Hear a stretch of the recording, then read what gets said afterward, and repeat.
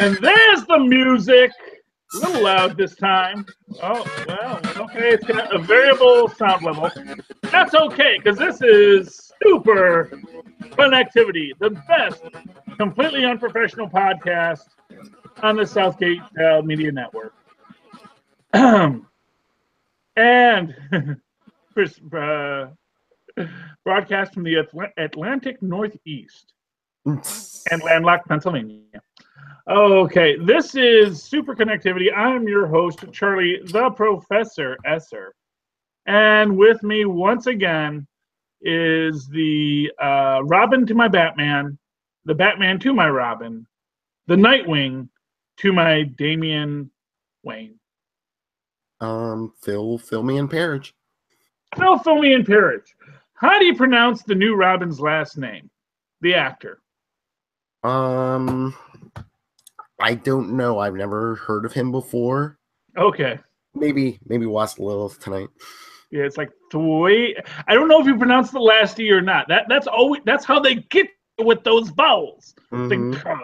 You don't pronounce that vowel. You pronounce those two vowels. What, you pronounce that vowel? No, that's not the pronounceable vowel. It's like phonetics, people. I'm thinking Thwaites. Looks like I don't know if you pronounce Thwates. It might be Thites. Mm-hmm. I don't know. I don't know his ethnicity, so it's hard to say. How would you pronounce that in that ethnicity? That's the difficult question that we face today. That's a pretty good life. That's your most difficult question, though. So, my biggest question is when I saw that is like, does he have baby hands? Does he have a conjoined twin under his mask? I just look at it. I'm just waiting for him to say, "Titans, go!" Maybe he will. I hope so. Because not for nothing, that was a picture that screamed, "This is an intense Robin. This is a Robin who is the night." And it's like, oh, goodness. Have we learned nothing from the Snyderverse? I was listening to Kevin Smith's Fat Man on Batman, the newest episode, and I forget, they must have got it online somewhere, but they cut so much stuff out of Justice League. I mean, well, I guess it's for a movie that was cut short, there's a lot in there. Mm-hmm. But they cut out a lot of stuff, but also, I guess, they were trying to clean stuff up because they were planning on it being like, a Justice League 1 and 2. Mm-hmm. And then I don't know if we're not getting 2 right away or if they backed off plans because we were going to, I guess, supposedly, originally we were going to see Darkseid and, him trying to corrupt Superman. And, at the end, he was going to go all Thanos and be like, well, maybe I have to go there and handle this myself. And yeah. Yes. So here's my thing on Justice League. Apparently, Warner, and I haven't seen the movie yet. I want to see this movie. I will be seeing it soon. Big day on Monday. I'm so excited about Monday. Nice. Fingers crossed for me on Monday.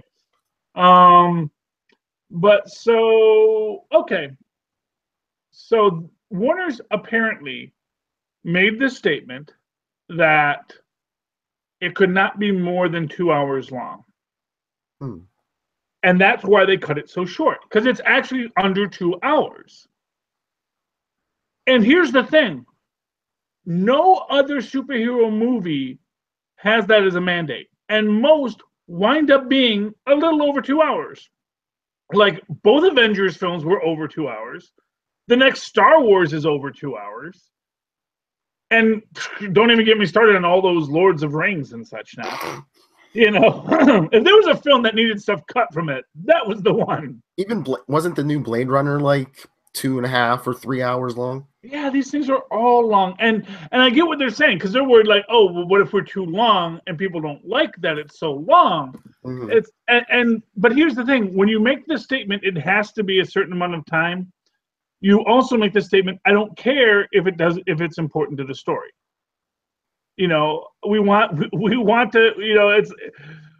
turnover. There was a great episode of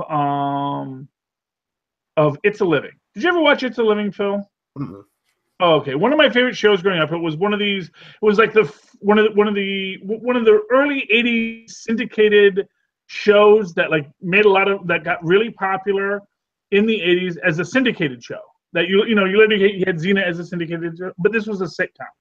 So it was a sitcom that was syndicated. So it moved around on channels, moved around on times, but it was fantastic. Ann Gillian, what's her name? Danny Thomas's Marlo Thomas. It's just a fantastic series. And one of the characters in it was a guy named Sonny Man. And Sonny Man was the pianist in this like hoity-toity restaurant, in this city. And they once make this mistake of because he gets fired and they hire this other pianist who is actually like a world famous pianist. He was like doing a guest spot on it. And he's like playing all these amazing things. And the problem is that people just sit at the tables and listen to him play all day. And at the end, they hire Sonny Man back. He says, look, he's a much better pianist. We don't like you as a person. But the fact of the matter is that your playing style matches with our turnover at the restaurant. So we really need to get people we don't need people sitting and listening to you.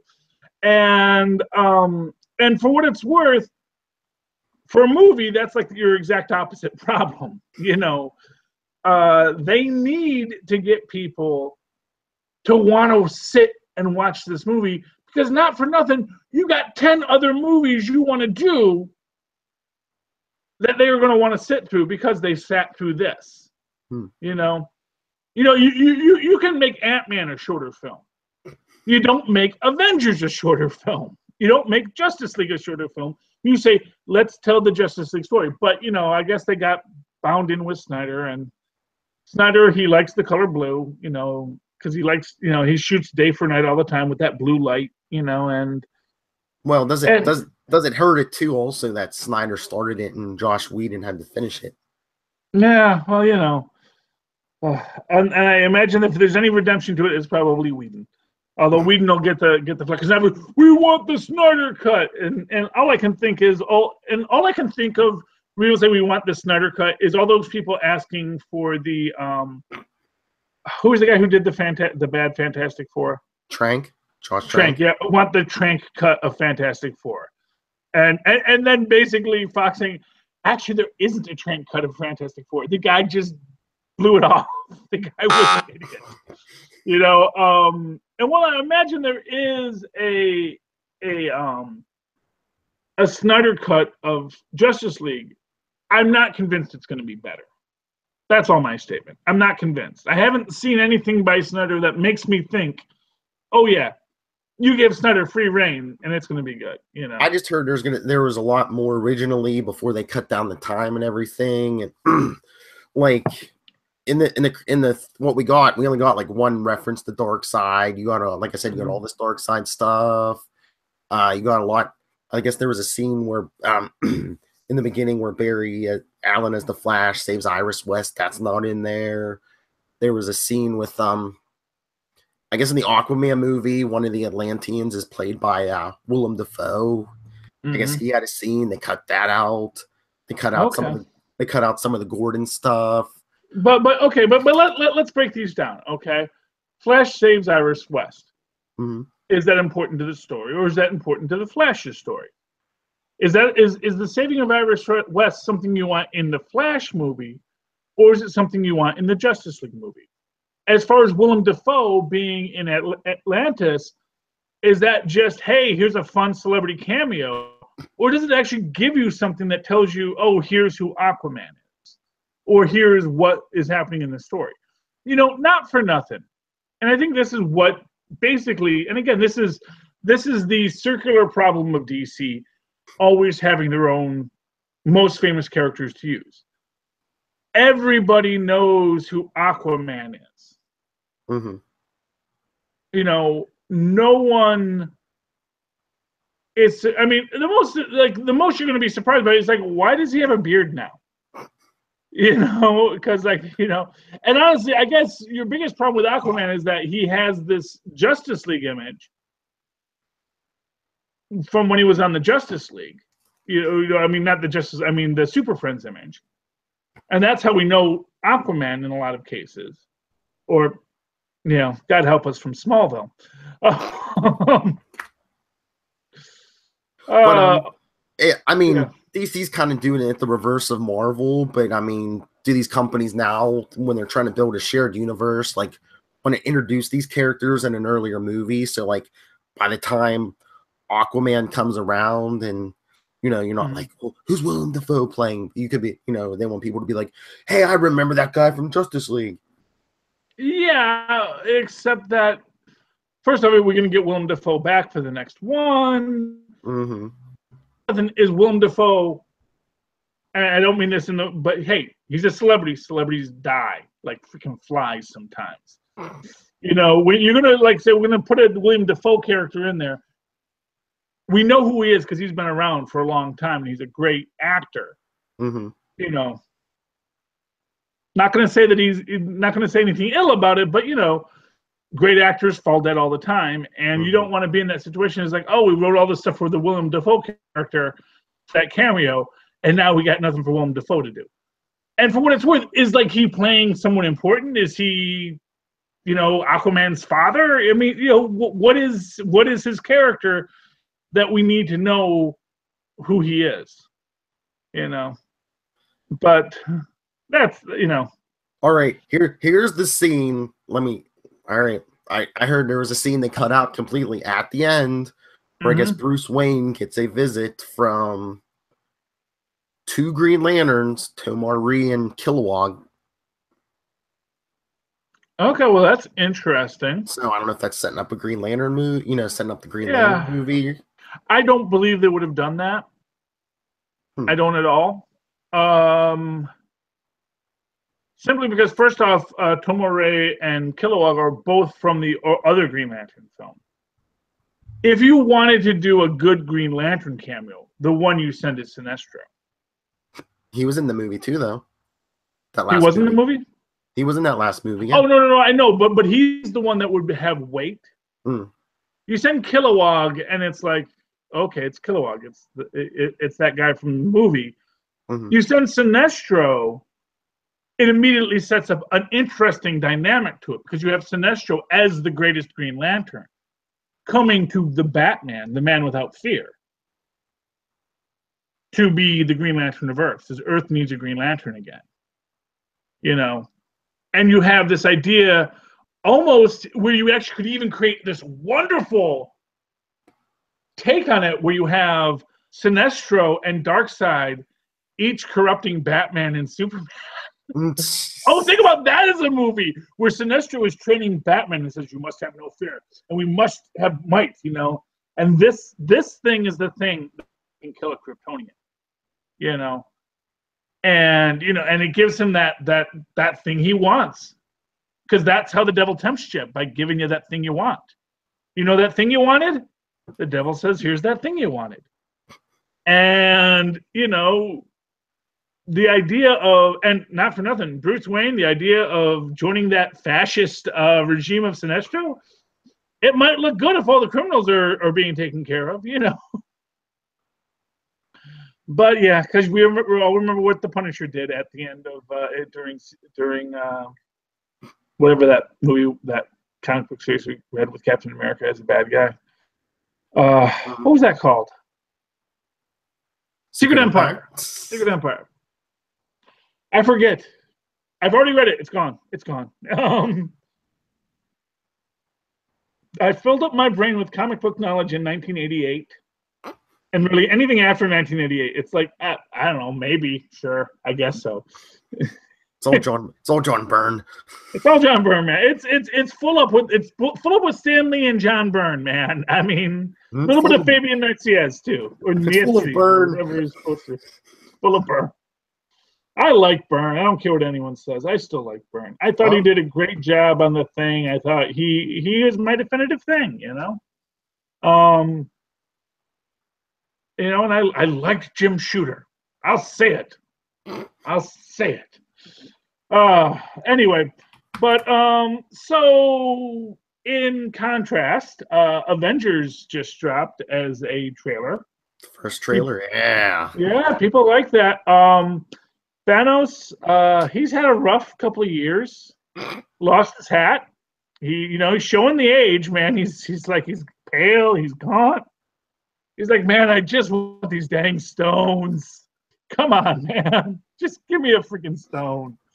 And I am excited by it. I think them using their Thanos actually makes an interesting take. Like saying, yes, you've been teasing our big bad, and now here's our big bad. And as I always say, try to rush things. Although there is a rumor, and it is just a rumor, which means it is as valid as me and Phil saying anything right now. Basically, rumors are just fanboys saying, I think they're going to do this. And everyone goes, yeah. Other fanboys go, yeah, I think they're going to do that too. And then they said, that's what they're going to do. And then it doesn't happen. It's like, why did they do that? I thought I heard a rumor. It's like, no, you started a rumor. You started a rumor that was what they were going to do. You didn't hear it. You started it, and then you told it to other people, and then they told it back to you, and that's how you heard it. That's how rumors work. But what the rumor is that DC is now actually going to do sort of turning into the skid of their darkness. And they're going to set the story up to now be building towards your Legion of Doom. That in each successive movie, we're going to introduce a rogue. And the rogue is going to be collected by our real big bad, who is Lex Luthor. Well, that plays into one of the post-credit scenes in Justice League, where Deathstroke meets Luthor on his yacht, and Lex says, did you see their league? Don't we deserve a league of our own? And that's the other thing they said. And then they get Gina Davis and Rosie O'Donnell. That's the other thing they cut. Instead of Deathstroke meeting him on the yacht, I guess the original thing was going to be Deathstroke actually breaking Lex out of Arkham. Wait, he was in Arkham? I thought he was just in prison. No, for some reason they at the end of Batman v Superman, they put him in Arkham. That was Arkham? I guess so, yeah. That's what everyone's saying.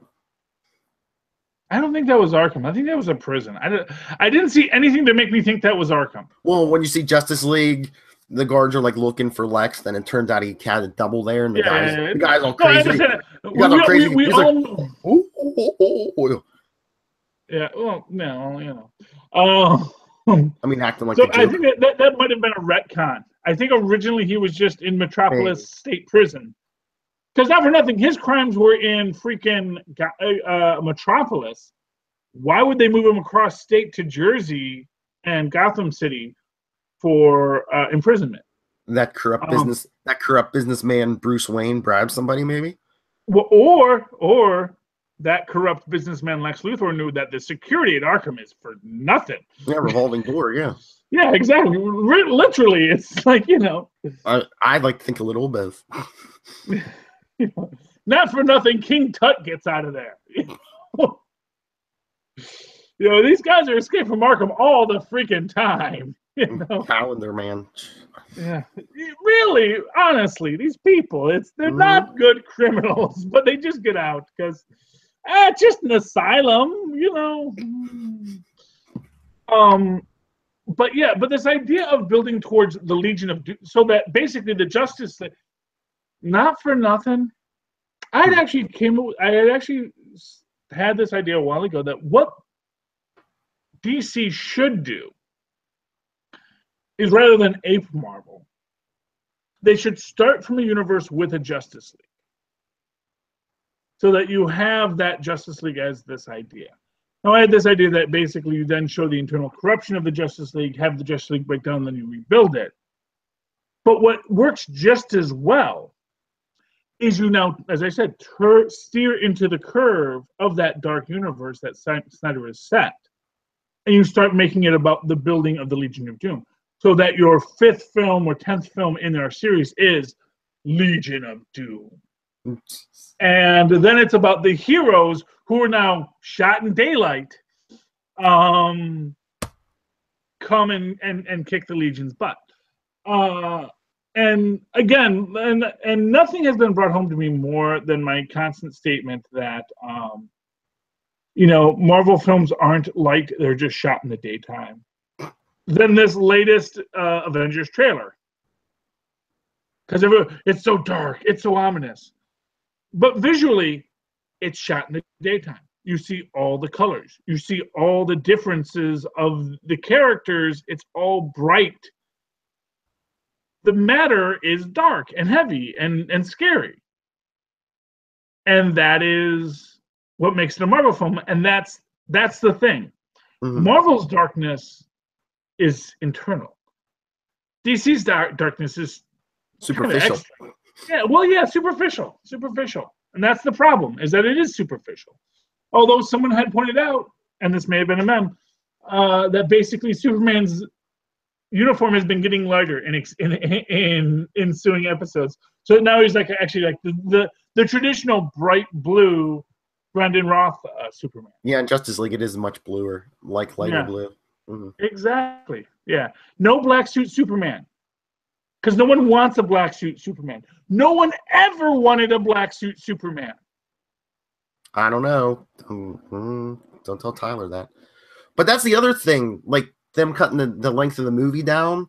Like, the movie we got now, it's basically Batman saying, oh, we need to resurrect Superman. He's the only one who can stop Steppenwolf. But I guess originally they were going to have Darkseid and Steppenwolf trying to resurrect Superman so they could corrupt him and use him as a tool. And basically the Justice League was resurrecting him to beat them to the punch. Okay, so not for nothing, like, why are people trying to resurrect Superman? I'm just saying. Well, okay, I get that, but why is that the tack you're gonna go? We'll bring him back to life, a la Frankenstein, rather than just Bizarro clone. Not for nothing. It's not like the cloning technology isn't out there. It's not like they couldn't just paperclip Lex into it and say, "Hey, you made a Superman-y cloney thingy." Yeah, but I mean, it became Doomsday. But I mean, it was basically, we have these mother boxes. The mother boxes can do it. So they're made of hand-wavium. Mm-hmm. Oh yeah. I guess they did resurrect what's his name, Cyborg. So I guess there's some science to it. And for some reason, Kryptonian DNA, like I said, I don't know if it's just on Earth, but Kryptonian DNA, they even made the point of saying it, like, didn't decay or something. Okay. Yeah. Okay. That's I mean, I think this goes to your point that what you're getting to is, Marvel is very story driven and deep, and DC's just like, look at our bright, shiny things. Yeah. Okay, but here's the thing. See, you know what's interesting? Did you ever watch the War of the Worlds TV series? A little bit, yeah. Okay. This just makes me sound like the biggest nerd in the world. Okay. So when that came out, they actually issued like some merch for it. And one of the merches was the original like schematics of the Martian invasion machines, and had notes from Dr. Forrester, which made the point that the aliens weren't decaying like they should be. That they were dead, but they're not decaying. And, it makes this point to me. And of course, the whole plot line in that was that they actually all came back to life eventually. Mm-hmm. And this is the thing. Like, if you're looking at something, well, it's not decaying, maybe you should be saying, well, wait, maybe he's not really dead. Mm-hmm. Instead of saying, let's resurrect Superman, maybe we should be saying, okay, well, what's actually, let's stop. Batman, with your brilliant mind, maybe you should stop and say, do we have scientists on this planet? Where's Mr. Terrific? Isn't he the smartest man on the planet right now? Let's get that guy here. I know he likes pro wrestlers, but that's okay. Once again, Marvel, thought thoughtful, deep stories. DC, look what we can do. Yeah, well, Doesn't it look pretty? Not for another. I don't think that Marvel necessarily has thoughtful, deep stories. I Compared think to DC, yeah. Okay, yeah, I think that they're just making the right choices. They're just thought out more. Well, maybe, yeah. One of the interesting things I heard from a director was a guy who passed on one of the X-Men films.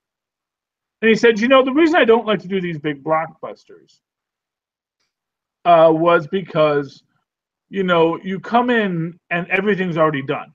Mm-hmm. When you by the time they hire you, they've already got the film storyboarded, they've got the scripts, they've got all this done, and you're basically just sort of supervising it, Okay. And felt it wasn't creative enough for them. But it struck me like, maybe that's actually kind of the good thing. Maybe it's that they've got like a team of hard-working writers, hardest working men in show business, sitting there every day going, okay, well, does that make sense? Okay, how much hand-wavium can we use?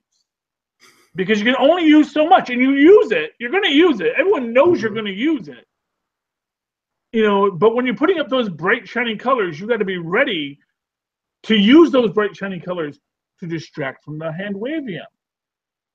Say, oh, look at this, look at this, look at this, and then hand wave, hand.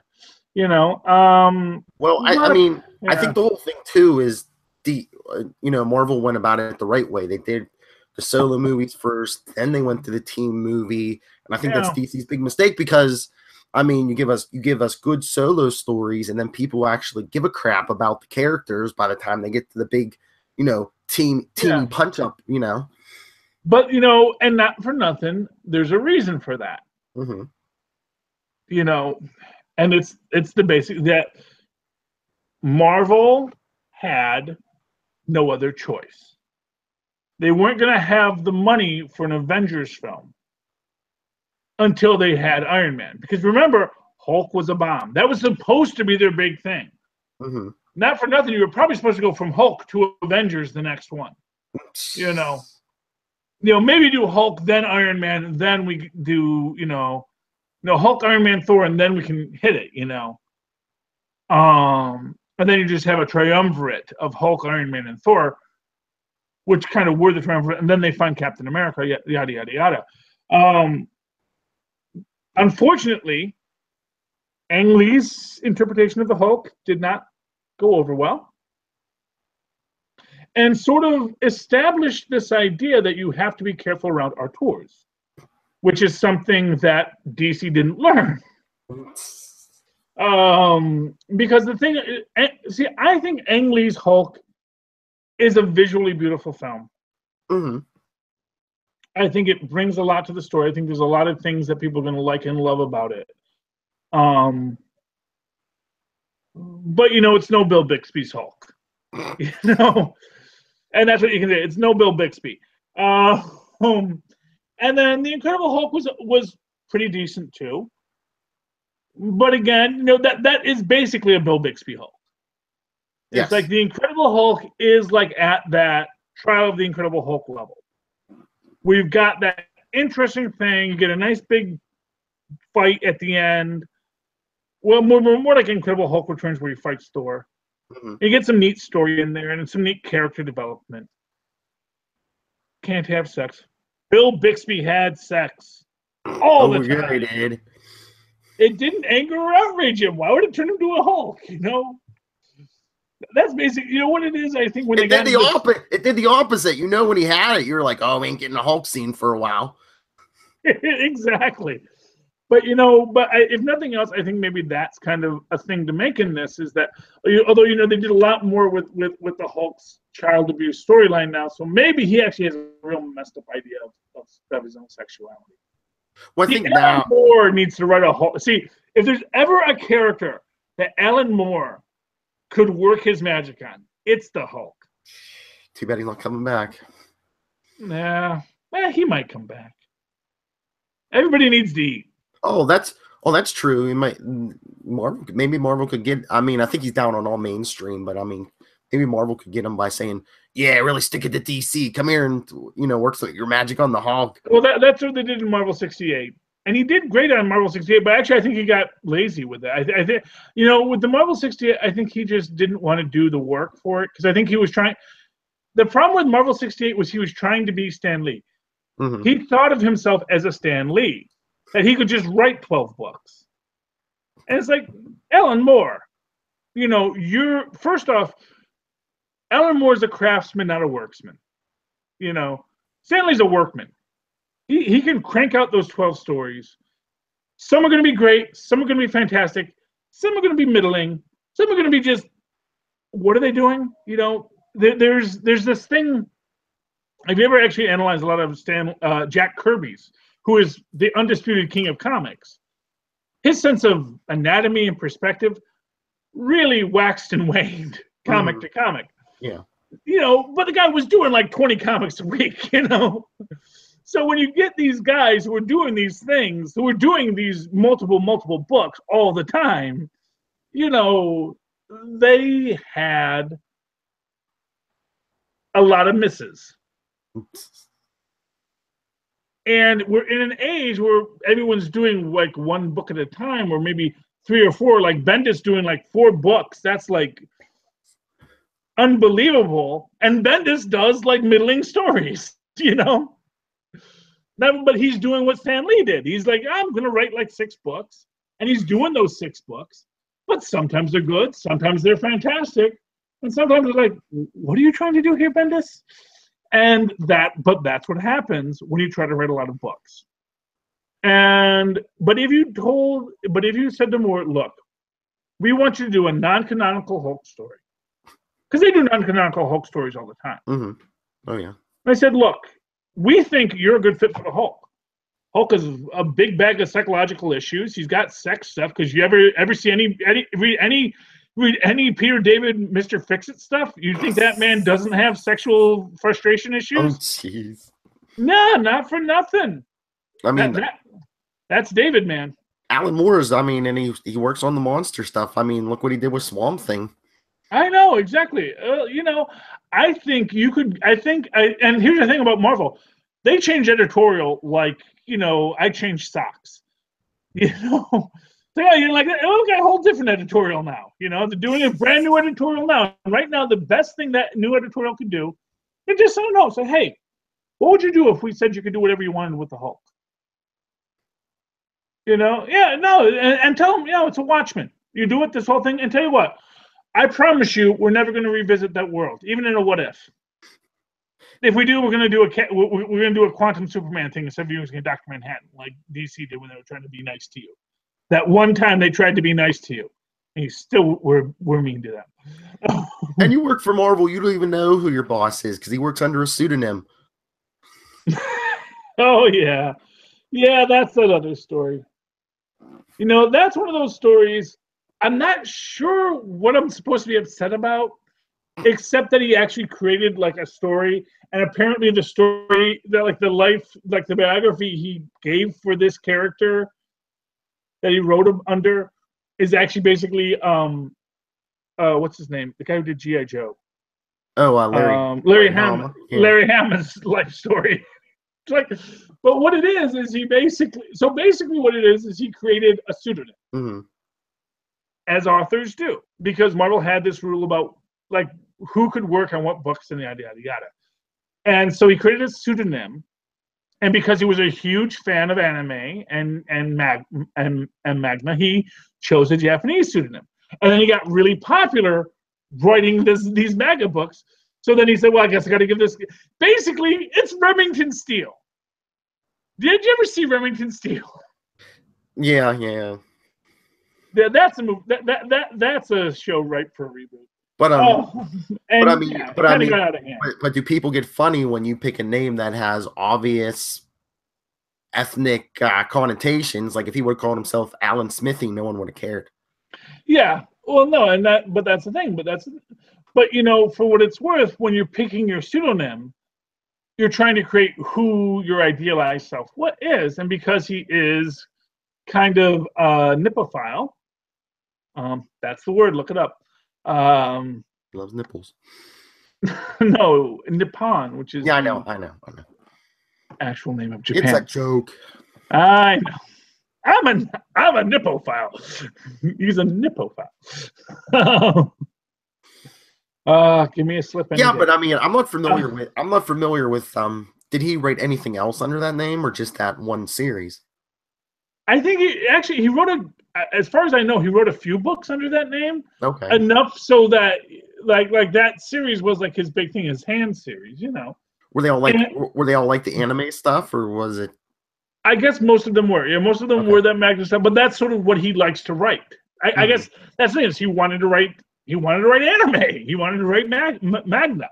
You know, and of course, you know, as anyone familiar with it actually can point out, actually Magna is basically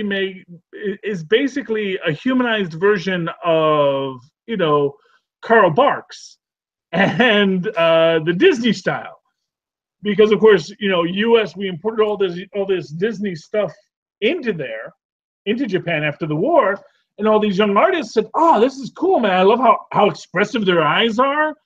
You know, I said, "Well, what if you actually, instead of making them ducks, what if you made them humans?" And that's basically Magna. Is it manga or magma or? I think it's manga.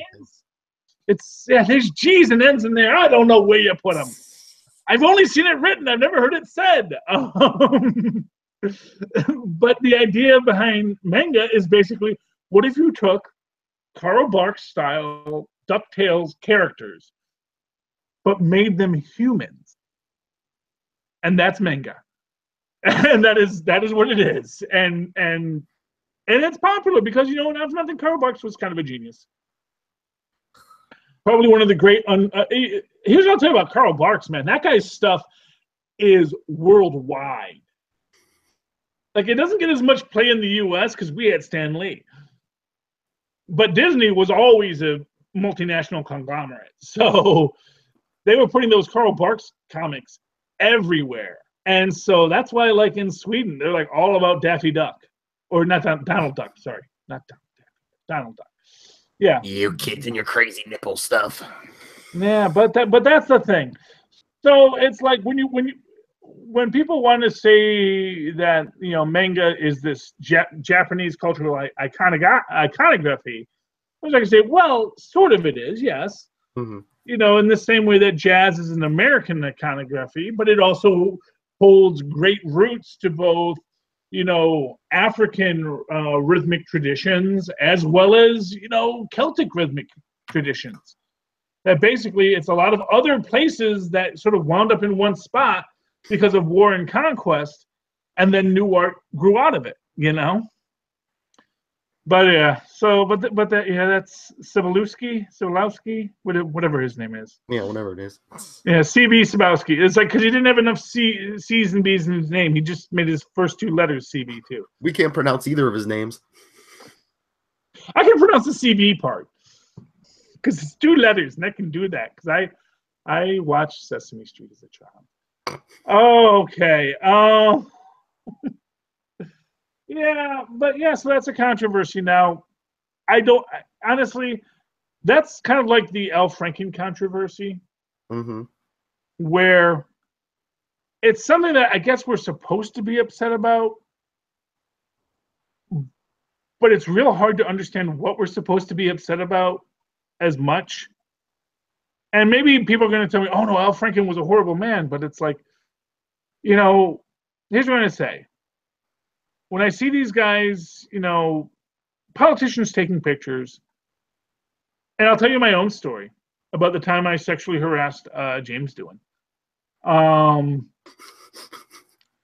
First Star Trek convention I ever went to, James Doohan was the speaker. Oh, God, I remember that day. It was so wonderful. And James Doohan would let you take a picture with him. He just came over, and I came up, I hugged him close. I was cheek to cheek with him. I'm like, I'm a teenager. I'm just so excited. It's James freaking Doohan.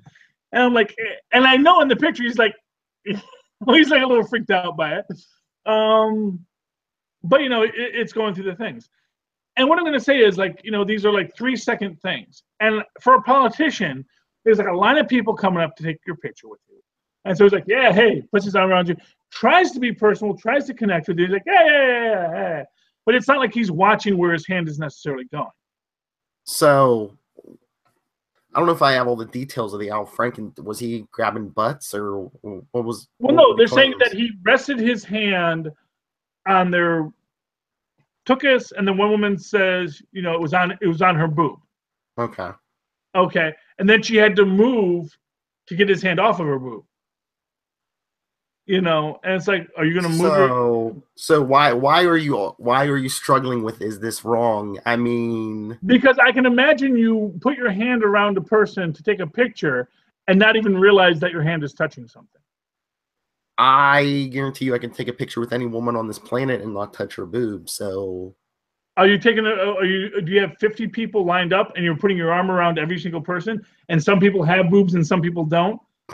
And you may not realize if you're touching that boob or not, especially if they're not like, not for nothing. It's not like it's a boob that's out. It's through clothing. So I can imagine. I'm saying I can imagine that in this. I'm not hearing this as being a guy who's constantly grabbing your boob. yeah. I'm hearing this as a guy who puts his arm around you, trying to hold still so the picture doesn't come out crazy looking. And maybe he does touch your boob. Maybe he even realizes he's touching your boob, but he's just waiting for them to take the freaking picture so he can get your ass out of there and take the next damn picture. Because quite frankly, he's kind of sick of you crazy sycophants always trying to take your picture with him. Honestly, people, why do you think you're so awesome to me that I need to take my picture with you? Like poor James Doolan when I'm sticking my cheek next to the poor guy. I see your point, and I kind of agree with it. But to play devil's advocate, I mean, if this story came out about Trump, wouldn't you be using this opportunity to nail him to the wall? No, because he's already given us so much more to play with. I mean, that's the thing. Trump said, "Oh, I like to grab him by the genitalia," you know, and that's the thing. It's like you know, if you say, "I do these things all the time," I look in on 14-year-old girls in the locker room because I can do that because I'm the boss. You know, it's like, if someone told me, oh, I took a picture with Donald Trump and his hand lingered on my buttocks, I would be pretty much the same way. It's like, you should count yourself lucky, honestly. Like, I don't think that's what a sexual predator is doing, is letting his hand linger on your buttocks. He could have grabbed worse, yeah. Yeah, exactly. It's not like they're saying he's grabbing or cupping or no one has said he grabbed me. It's all stories, he hugged me and it was a little too close and I felt uncomfortable, which I get. Mm-hmm. I get that that's a thing, that can be a real thing. And, for what it's worth, Al Franken said, hey, look, I didn't realize I was making these women uncomfortable. I accept that I did, and I apologize for that. But, the fact of the matter is there was no malicious intent behind it. When he's kissing Leanne Tweeden on stage in a sketch, that argument is actually about an actress and an actor discussing what to do in a scene, and her, as the actress, feeling pressured to do the scene one way when she didn't want to do it, mm-hmm. which is a whole other thing. I mean, that's a real thing. And yes, actresses feel pressured to do a scene a certain way. That said, it's not like who's the guy that did The Room? Oh, the disaster. Yeah.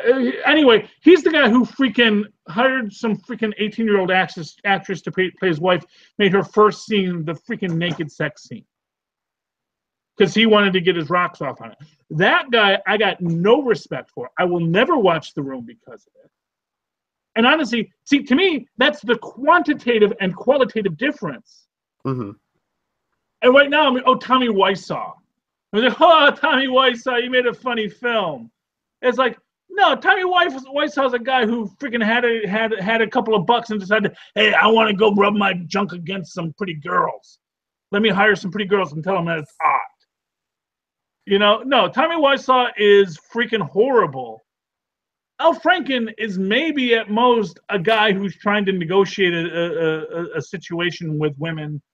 And I'm not saying it's wrong, because I'll tell you my own story from this.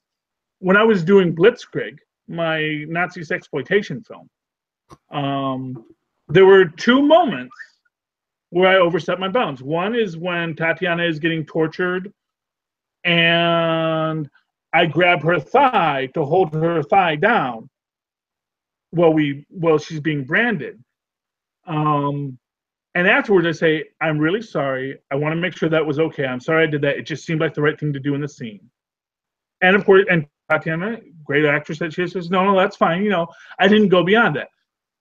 Likewise with Stefan Vlack, there's a moment in there where I kiss her. It's not in the script, but it just felt right for the scene. We both leaned in, we both kissed.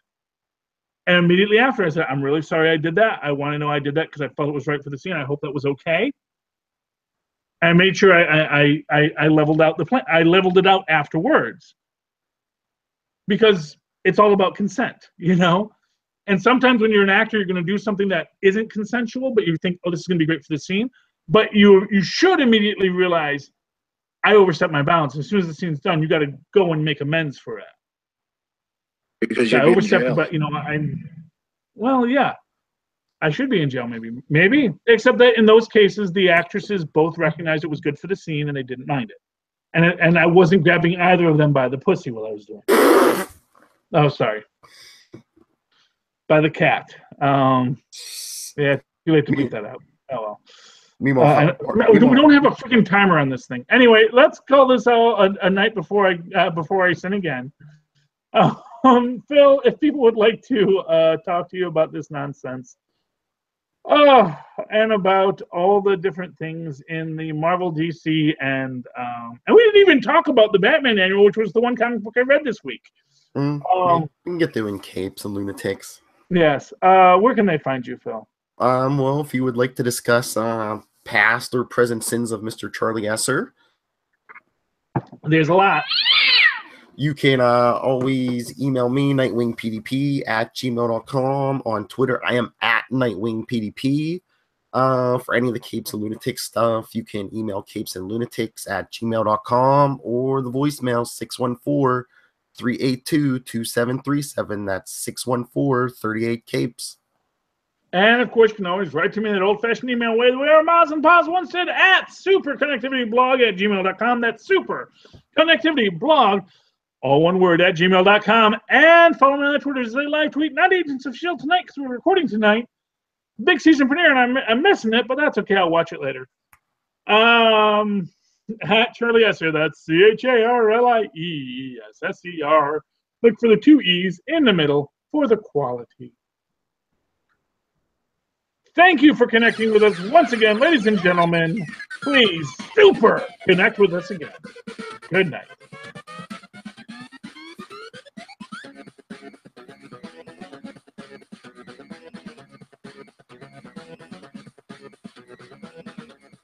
Nothing. I forgot to put my bar up. I realized that. You've got your bar. I don't have a bar. I don't have my green bar.